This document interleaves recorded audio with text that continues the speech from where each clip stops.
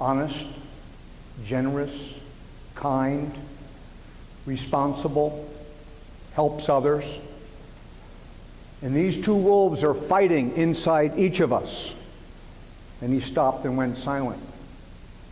And then the young boy, after a couple seconds, said to his grandfather, "Well, grandfather, which one is going to win?" And the grandfather, after a second, said to his grandson, "Whichever one you feed." And I think what we're going to do this, in the time that we have today to talk about character is try to figure out how do we help our young people feed that, because I don't think character is a matter of luck. Character happens because we develop it. That one generation helps develop it in the next generation. And we should probably start by kind of trying to define what character is. And I think a definition that's made a lot of sense to me, I didn't come up with it, but someone did, said that character is the courage and the integrity to do what is right according to our principles. There is an organization in California called the Josephson Institute. It's been around for some 3 decades now, trying to focus on the development of character. And I'd like to take a look at their list.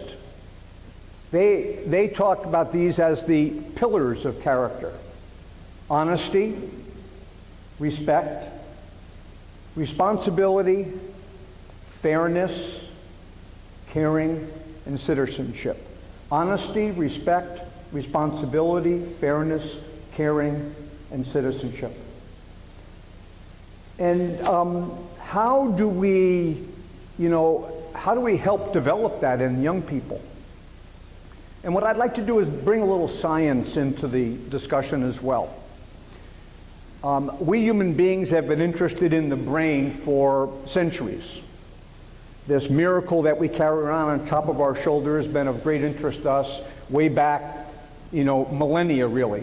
But it's always been a very, very difficult thing to study, because if you try to examine someone's brain as it's working, you end up killing the person that you're studying, which is not a very good way to do science, right?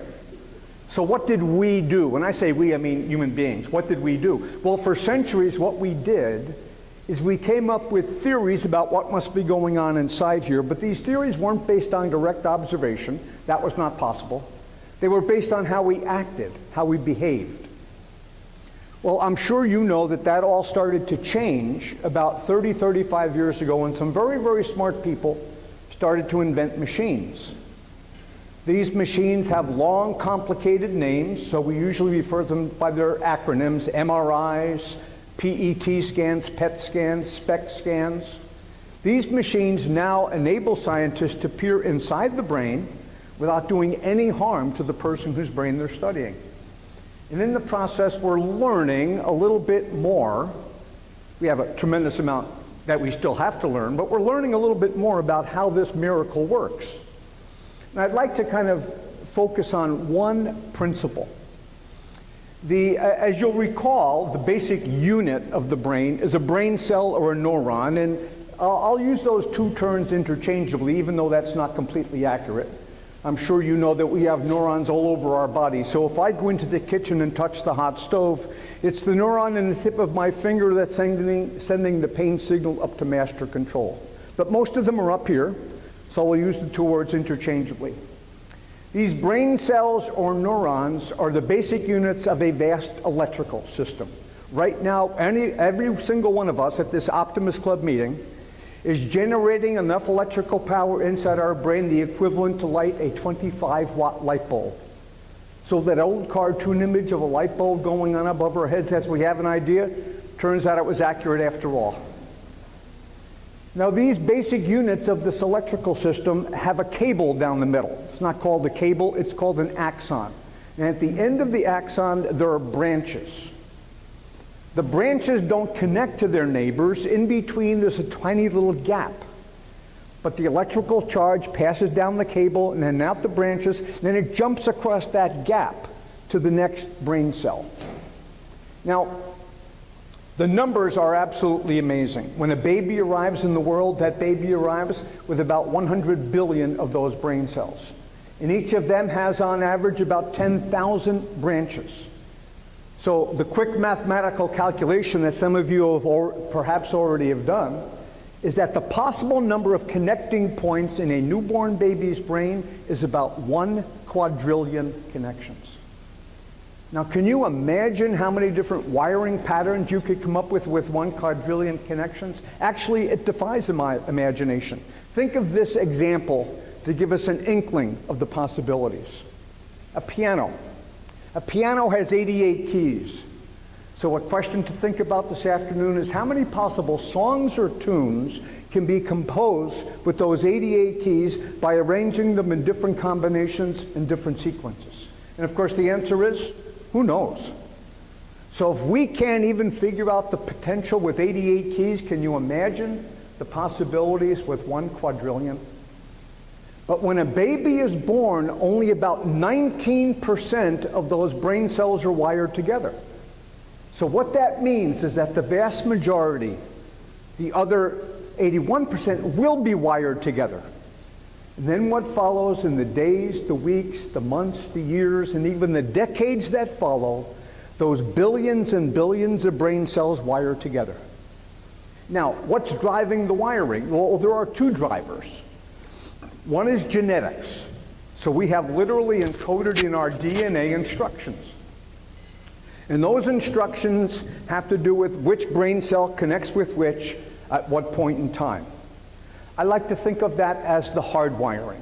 It's involuntary, we don't have to learn it. But in addition to the hardwiring, we have the soft wiring. What's the soft wiring? The experiences that we have. Think, for example, of how a small child learns language. As we all know, we don't need to teach babies how to make noise. Babies arrive in the world hardwired with the ability to make noise, to vocalize. However, which of the 6,500 spoken languages of the world that baby will end up speaking is not hardwired? That's the soft wiring, shaped by the experiences that that child will have. Now, at some point in the future, we might be able to tinker with that hardwiring. That's what the research that's going on in laboratories like at the University of Minnesota and other places, that's what that genetic research is all about.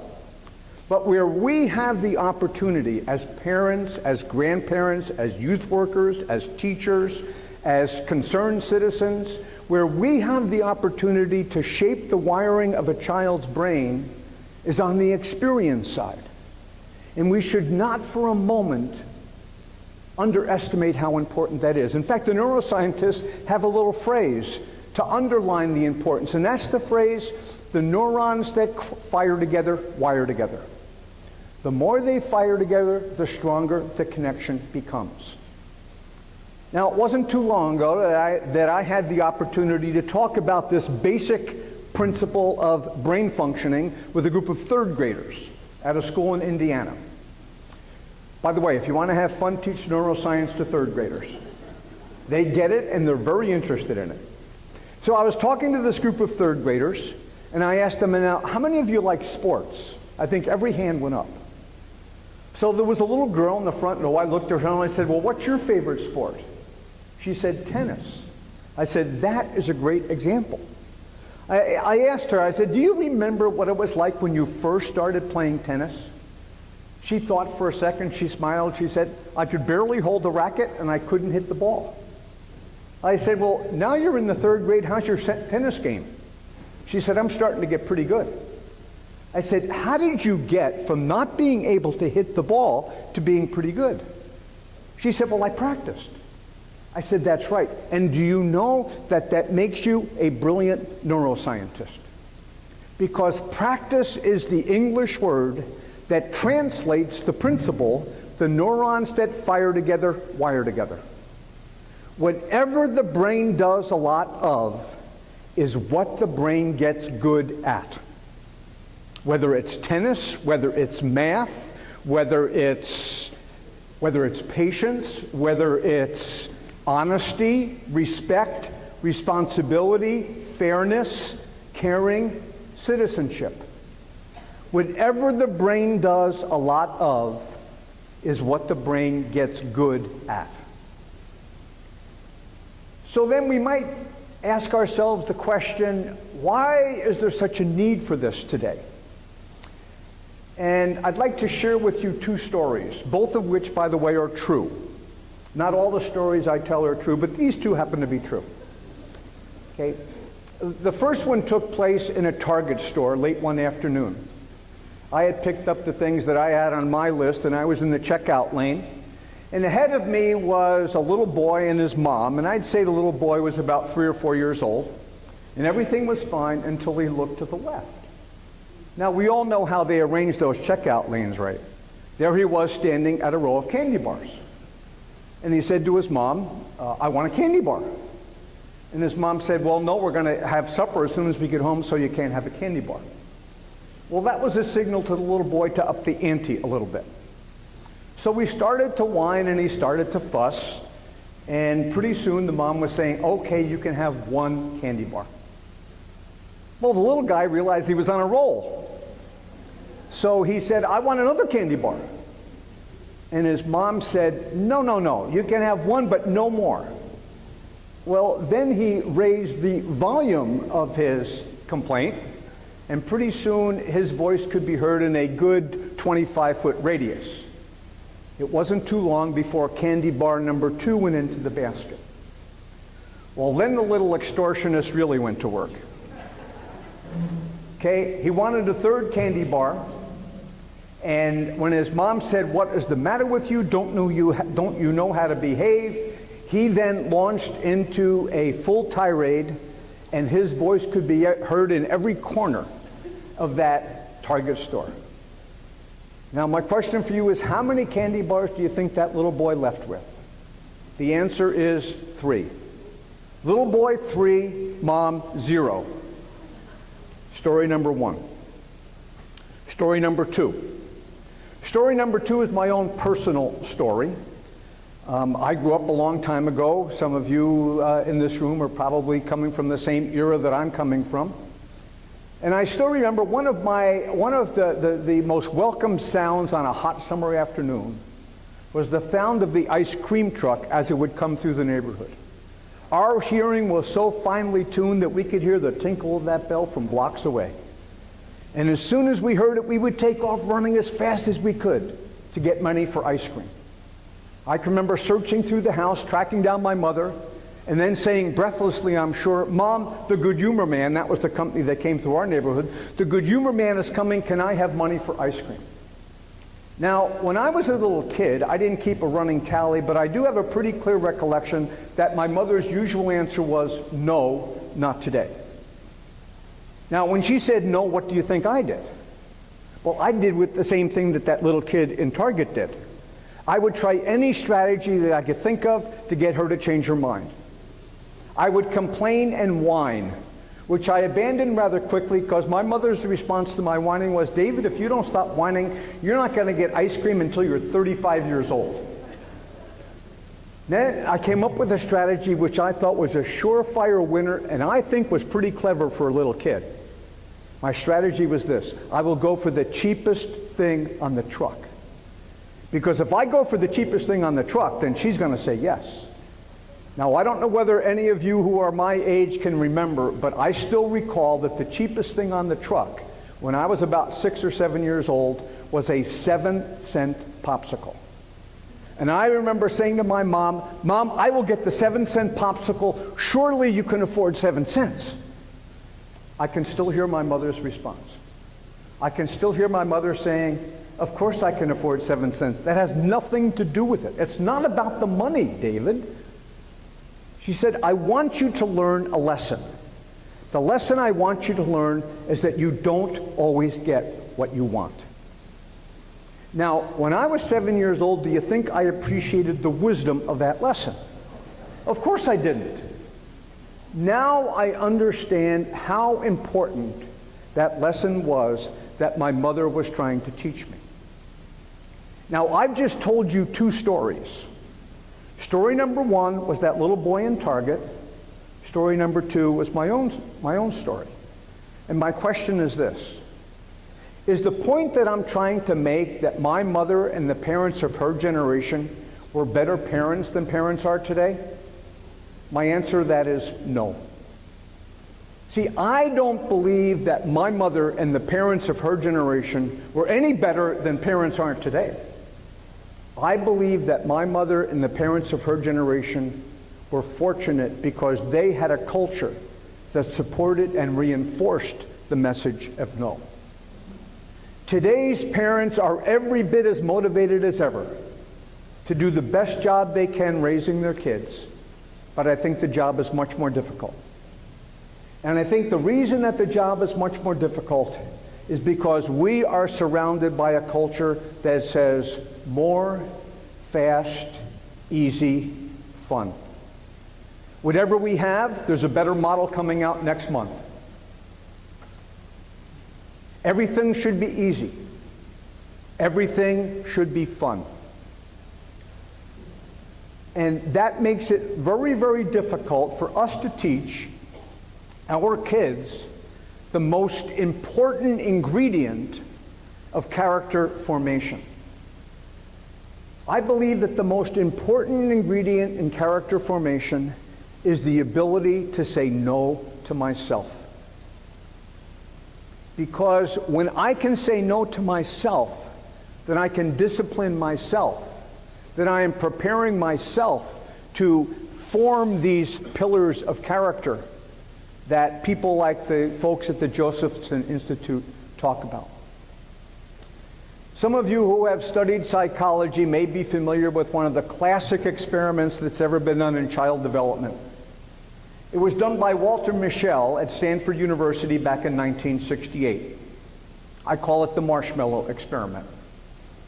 What he did was he invited parents to bring 4-year-olds, boys and girls, into his little setting, which a laboratory, but of course it didn't look like a laboratory, it looked like a little playroom. And then the little 4-year-olds, boys and girls, would come in one by one, and Professor Mischel would sit down with them and said, okay, here's a marshmallow. Now, you can either eat this marshmallow now, or you can wait until I come back. When I come back, I'm going to come back with a second marshmallow. If the first one is still there, I'll give you another one. But if you've already eaten the first one, then I'm sorry, you won't get a second one. But you can choose. And then he left the room. They videotaped, this is back in 1968, so the technology was pretty primitive, but there are black and white videos of these kids that still exist today. Some of the kids ate the marshmallow before the door was closed. And other kids did whatever they could to wait for that second marshmallow. They had to wait for 20 minutes. And for a 4-year-old, 20 minutes is an eternity. The genius of the experiment, however, wasn't what they did that day. The genius of the experiment was that they followed those children all the way into adulthood.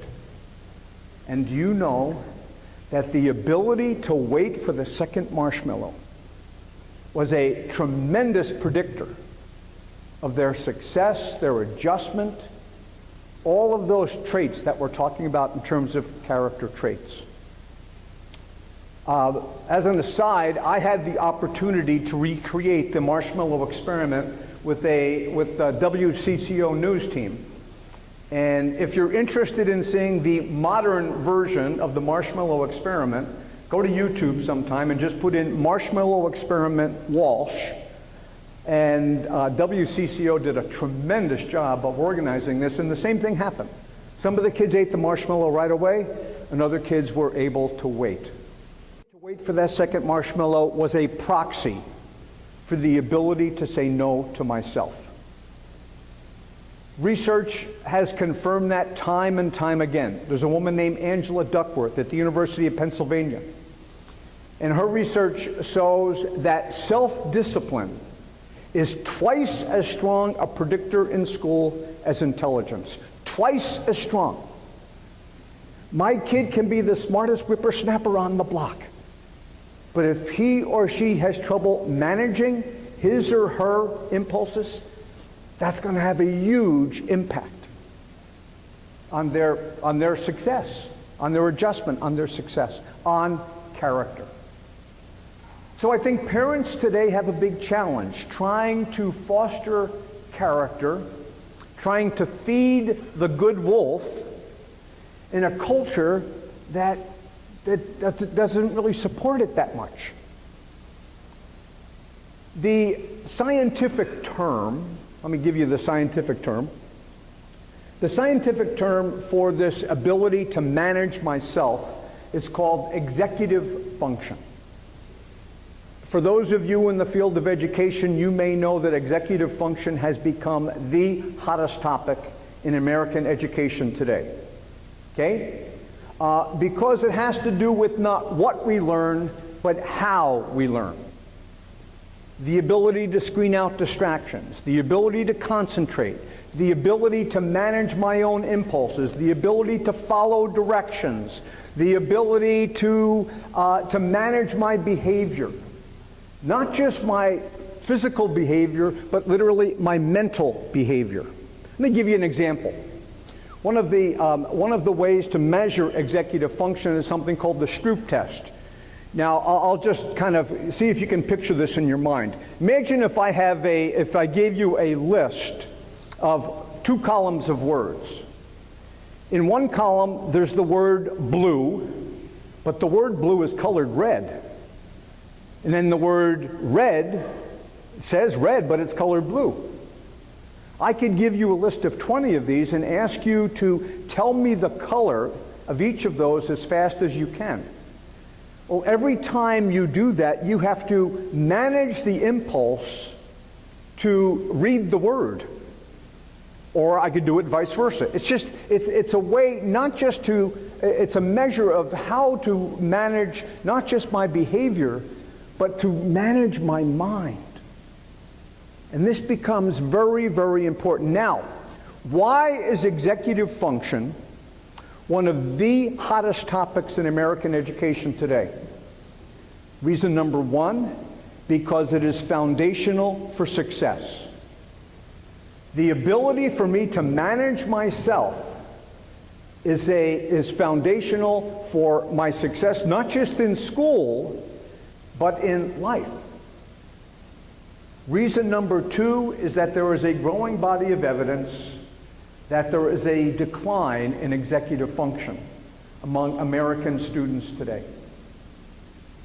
There is a conference that is held every year called Learning in the Brain, and what they do is they bring together brain scientists and educators. Huge conference. There's actually 2, one on the West Coast, one on the East Coast.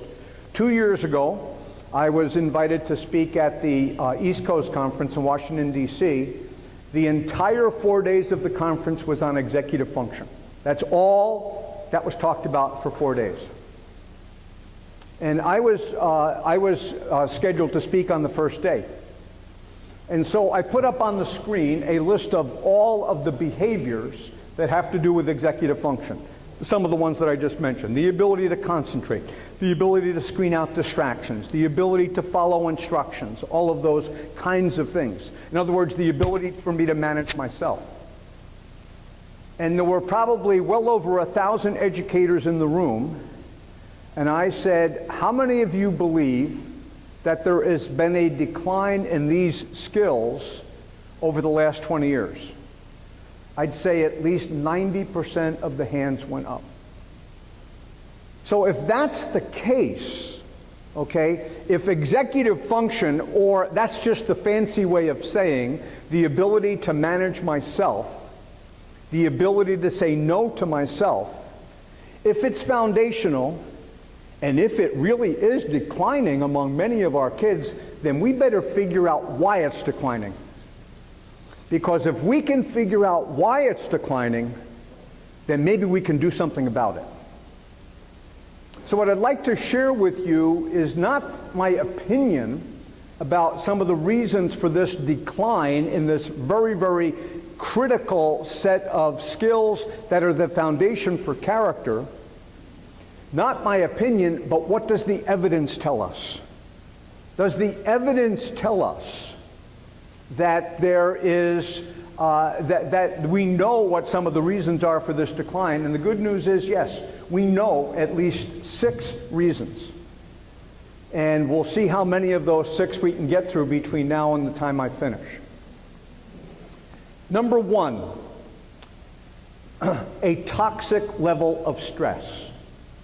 Now, please note that I'm underlining the word verbally, I'm underlining the word toxic. See, stress has gotten a bad name. Stress is not bad. A certain amount of stress is actually very, very good. If our taxes were not due by April 15th, I don't know when I'd get around to them. You know, so there's a certain amount of stress that's actually very, very constructive. Deadlines are a form of stress. Responsibilities can have a form of stress. So stress is not bad. The problem is when there's either too much of it or too little of it. And that becomes the problem in terms of, one of the problems in terms of character formation. Let's talk about when there's too much. Our brains are very, very good at managing short-term stress. So imagine this. Imagine I'm driving here to the Optimist Club meeting this afternoon, and I'm on the freeway. I live in South Minneapolis, so I came up Highway 280. Now imagine that there was a car ahead of me that hit, this didn't happen, but imagine there was a car ahead of me that hit an icy spot and it started to spin out of control. Would I need to pull over to the side of the road, turn off the engine and say, okay, now what do I do? No. Literally within milliseconds, my heart rate would soar, my blood pressure would go up, the adrenaline would flow. In fact, we now know that in a situation like that, I would be reacting even before I knew what I was reacting to. We now know from brain research that in a situation like that, the last part of the brain to activate is the cortex, where we understand things. So this is such a good mechanism that God has built into our brains that we literally react before we know what we're reacting to. And then what would happen if you were to kind of keep track of the chemicals in my brain, because all of this change, this fight or flight reaction, is triggered by a flood of chemicals. The chemicals are called glucocorticoids. The most famous of them is adrenaline. Okay, so we probably all heard of adrenaline, but it's not the only one. There's a group of them called glucocorticoids. So here I am driving along Highway 280. Okay, I avoid an accident. My fight or flight response, the chemicals soar like this. I avoid the accident, and it might take some time, but after a couple minutes, what happens? I come back down to baseline. Our brains are very, very good at handling that kind of stress. Baseline, stress, baseline. And the reason that we are good at that is because that's how our brains evolved. Think of our ancestors many, many hundreds of years ago. And think of a great ancestor who was kind of going through the forest, and out of the corner of his eye he saw a very dangerous animal. Let's say a saber-toothed tiger. Okay? That fight or flight response would immediately trigger, but the outcome of that encounter would not last a long time. I would either escape or I would become lunch. But it would not go on for days and days.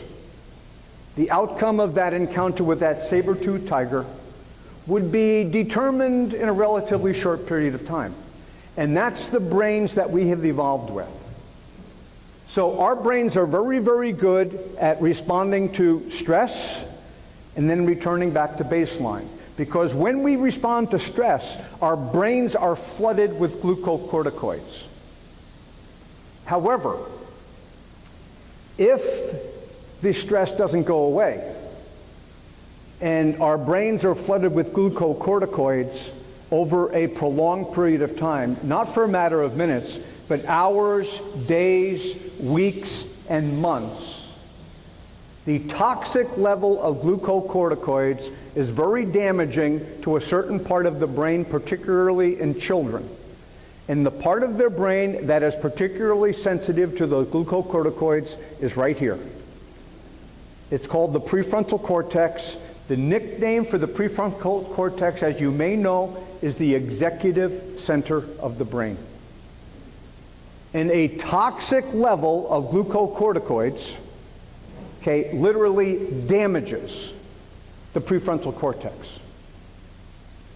Some of you may be familiar with the ACE study. ACE is an acronym that stands for Adverse Childhood Experiences. Have any of you heard of that test, that study?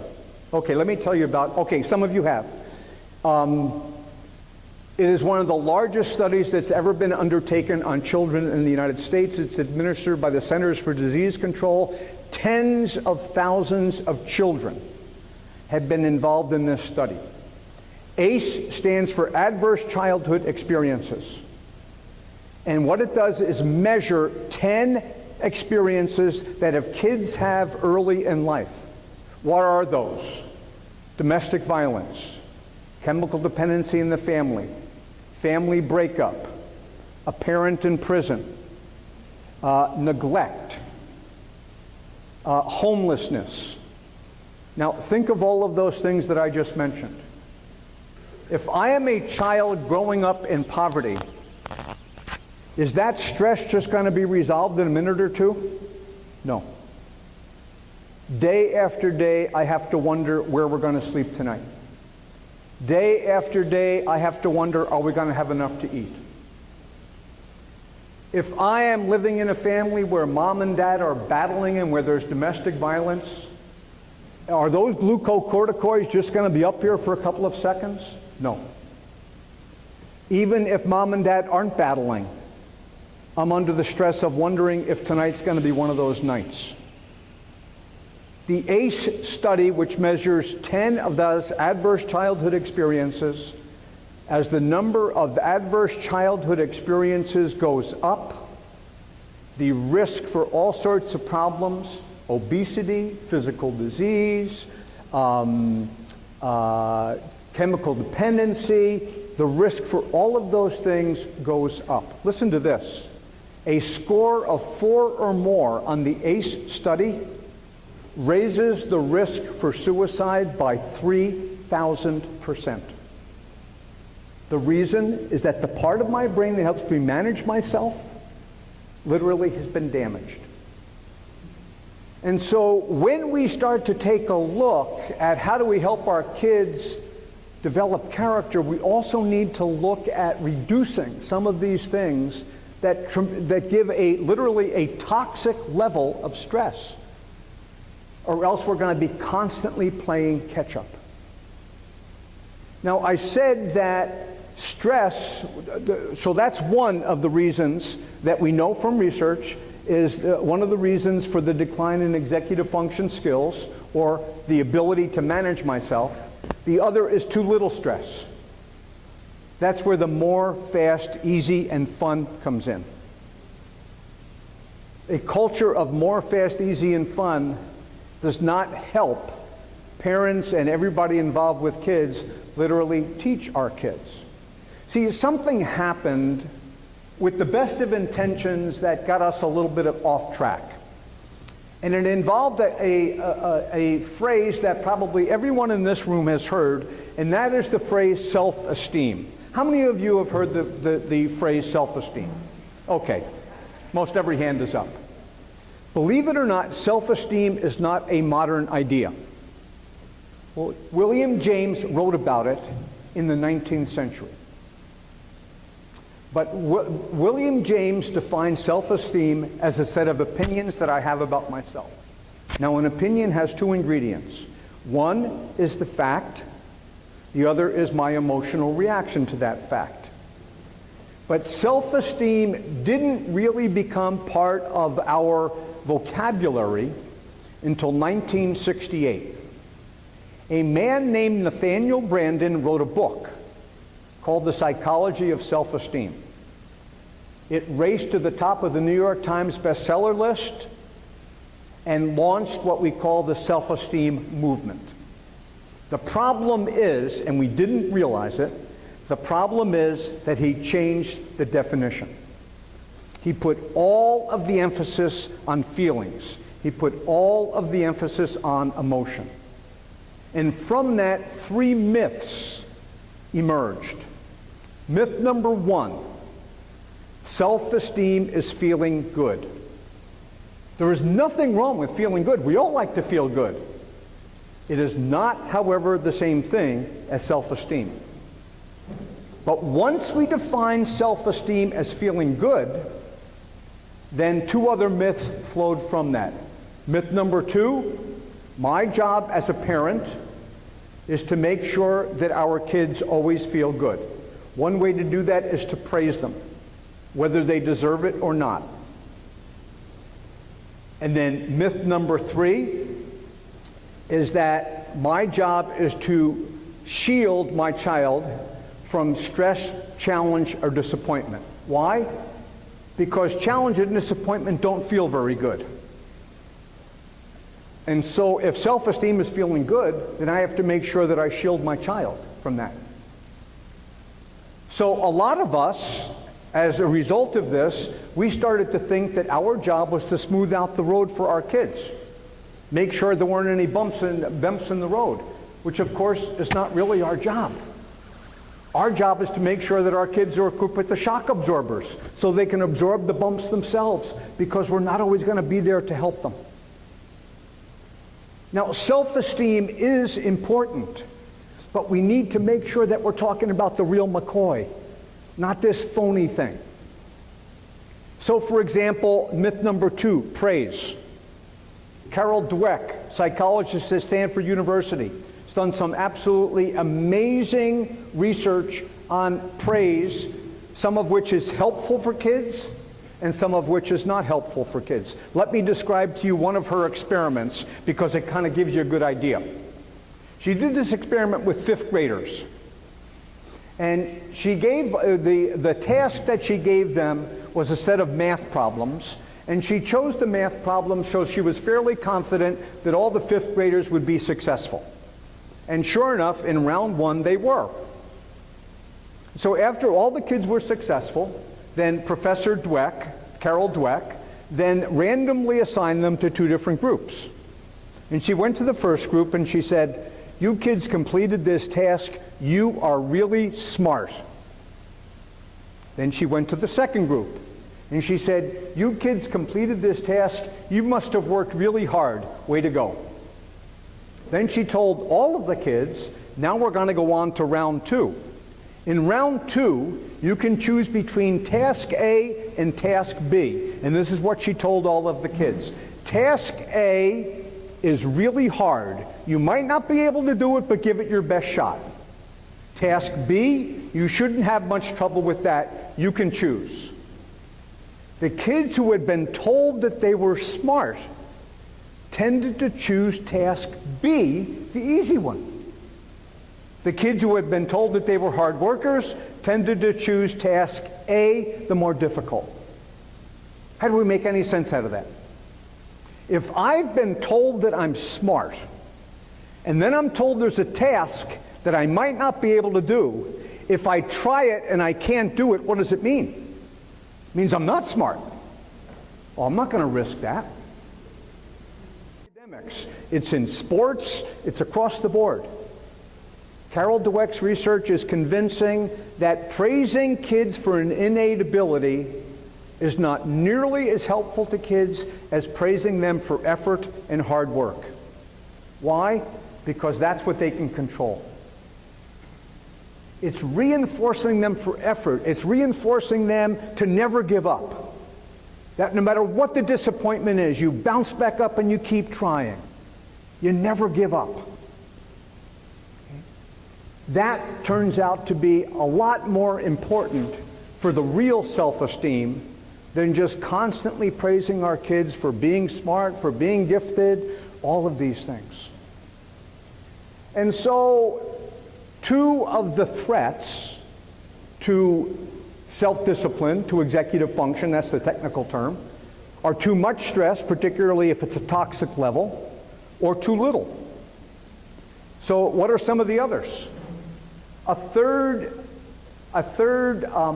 kind of reason for the decline in executive function is, believe it or not, sleep. How many of you, how many of you remember what you had for dinner last night if you would raise your hand? Okay, most every hand is up. Now raise your hand, please, if you remember what you had for dinner a year ago last night.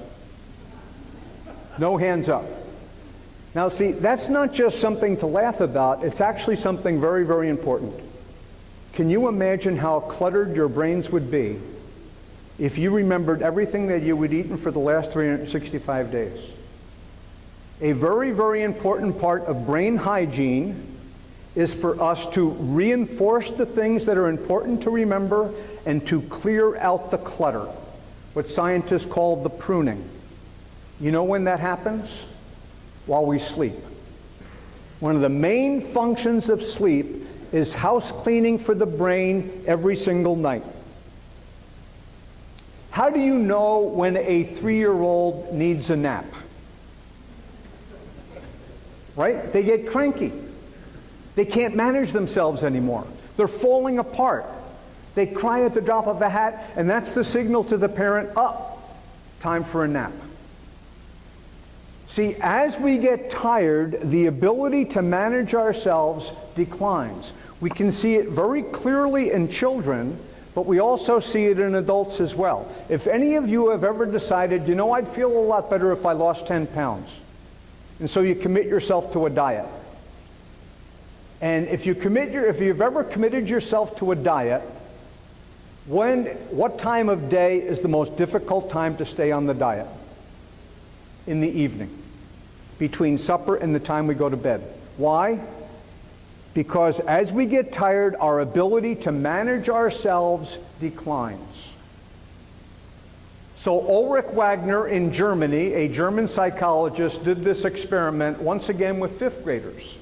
And somehow he talked the parents into participating in this experiment. So he brought all these parents together of a group of 5th graders, and he divided them, randomly assigned them into 2 groups. And they went to the first group and they said, now what I want you to do for the purpose of this experiment is that I want you to keep your boys and girls up for an extra hour every night until we call the experiment off. And then he went to the other group and he said, for the purpose of this experiment, I want you to agree to make sure your children get to bed religiously every day until we call this experiment off. They stopped the experiment within 2 weeks. Why? Because this group that was getting sleep deprived of an hour every night, their performance in the classroom had already declined by 1 grade level within 2 weeks. Why? Because they weren't getting enough sleep to recharge their brain and to recharge the ability to manage themselves, which is the pillar of character. The bad news is that every age group in the United States, every age group of children, is not getting as much sleep as they should. Do you know that the average teenager should, according to all of the studies, should be getting between 9 and 9.5 hours sleep every night? How many of you know of any teenagers that are averaging 9 to 9.5 hours sleep a night? You know what the national average is? 7.5. So the average teenager is sleep deprived by 2 hours every night. So what do they do on Saturdays if they can? They sleep until 2 o'clock in the afternoon, right? Their brains are screaming, I am not getting enough sleep. Another threat, and I want to leave, I'm looking at the clock because I have been told to make sure that I leave some time for questions. We're not going to get through all 6, but we're going to get through 4 of the 6 of these declines, is technology. Now, what I'm going to say for the next 5 minutes, please do not interpret as an anti-technology message. I've got my iPhone, I've got my MacBook at home. I am a big fan of this technology. What we need to remember about the technology that is now part of all of our lives and the part of kids' lives is that it is powerful. Very, very powerful. Okay? It is capable of wonderful benefits, no question about it. It is also capable of harm. It all depends on how we use it. So the technology that is all part of our lives, is part of our kids' education, is all powerful.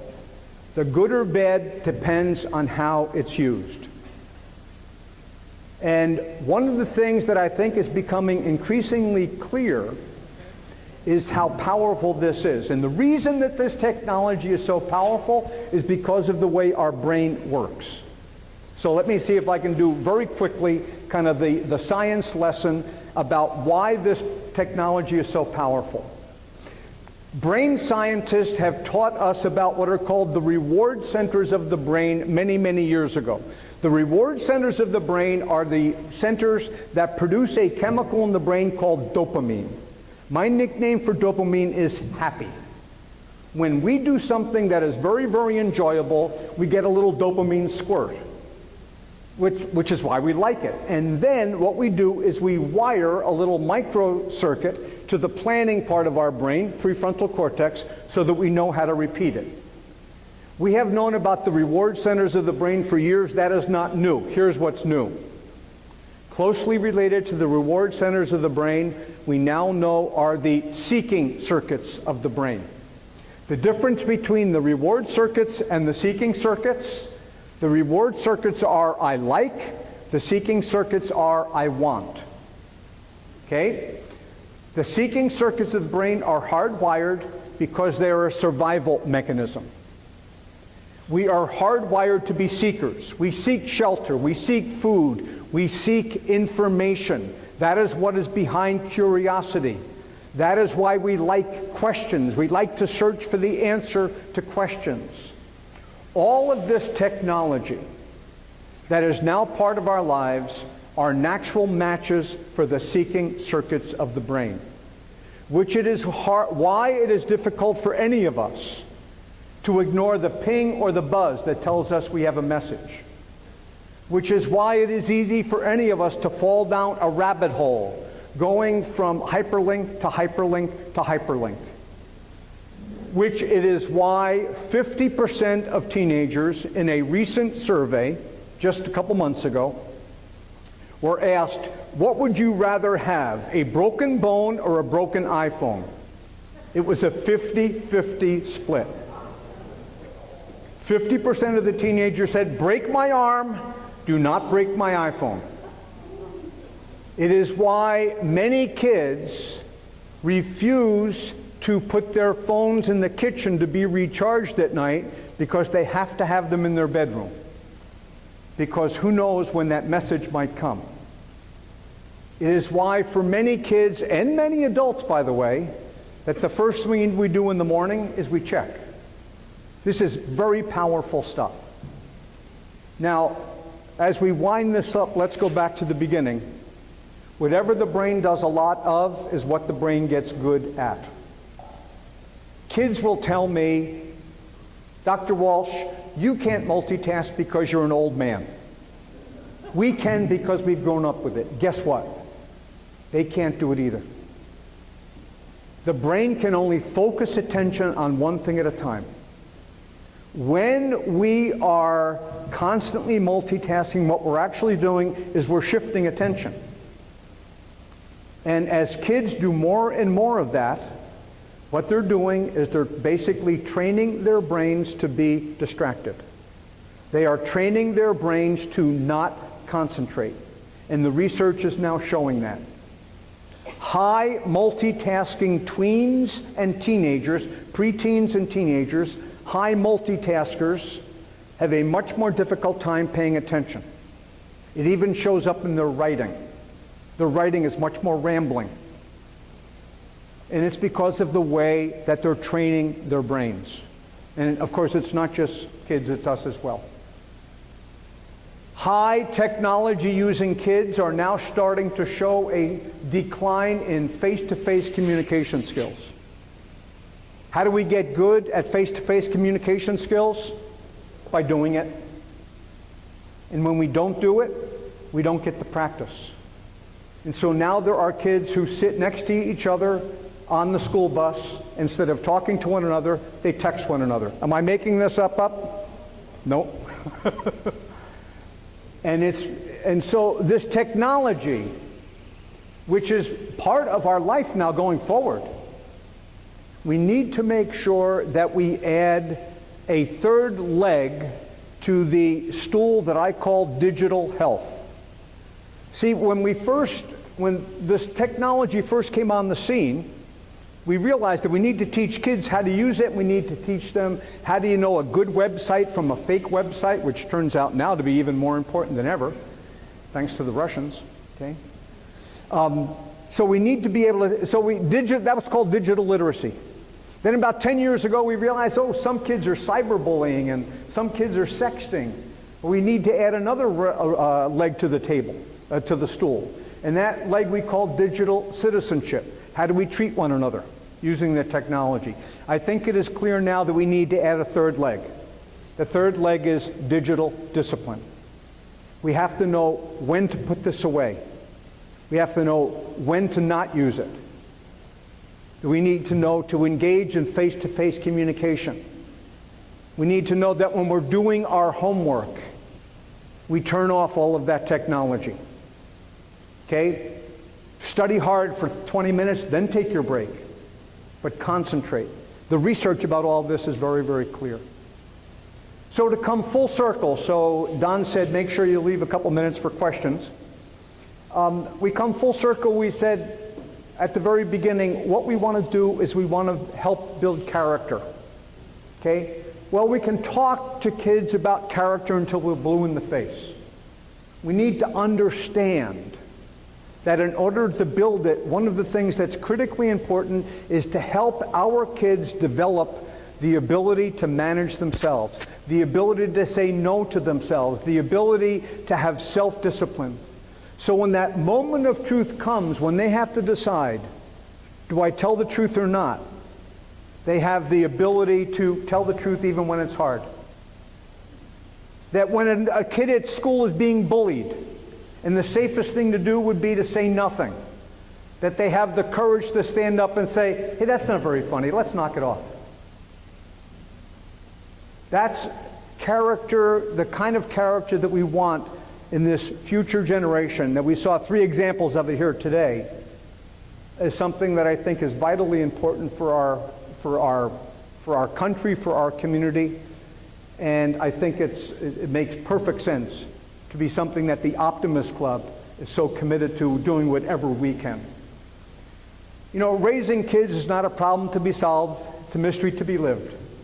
And at the end of the adventure, we'll be able to answer ourselves, ask into the question, who done it? And of course, the answer is us and those kids together. And from there, to paraphrase Dr. Seuss, they'll have places to go and fun to be done.